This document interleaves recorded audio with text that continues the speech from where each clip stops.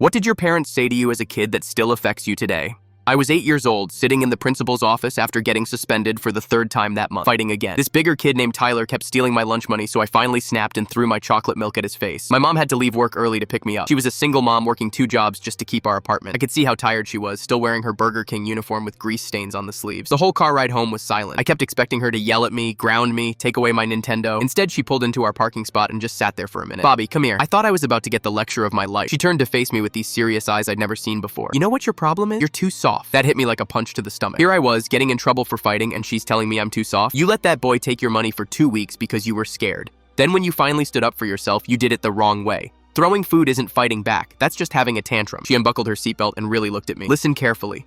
The world is going to try to walk all over you your entire life. Teachers, bosses, bullies, fake friends.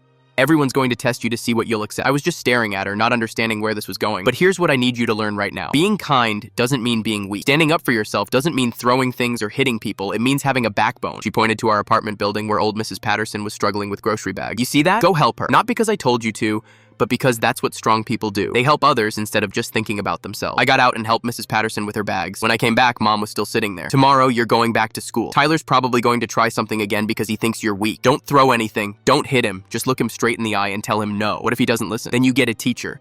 But you don't run away and you don't give him your money. You stand there like a man and handle it the right way." The next day, Tyler cornered me at lunch again. My heart was pounding, but I remembered what Mom said. I looked him dead in the eye. "No, I'm not giving you my money anymore." He laughed and grabbed for my pocket. I didn't hit him. I just stepped back and said loudly, "Leave me alone." Other kids started watching.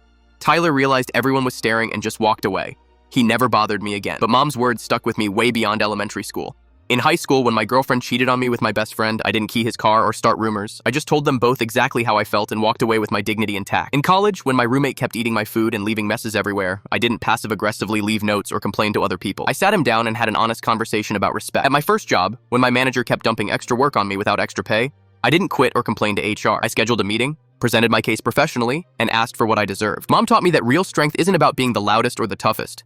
It's about having enough respect for yourself to set boundaries and enough respect for others to handle conflicts like an adult. 23 years later, I still hear her voice every time someone tries to take advantage of me. "You're too soft" wasn't an insult. It was a challenge to become the kind of man who doesn't need to prove anything to anyone. Last month, I got promoted to department manager. My boss told me it was because I handled difficult situations better than anyone else on the team. I called Mom that night to tell her, "You remember what you told me when I was 8? About being too soft?" She laughed. "Bobby, you were never too soft. You just needed to learn the difference between being gentle and being weak." Well, it worked.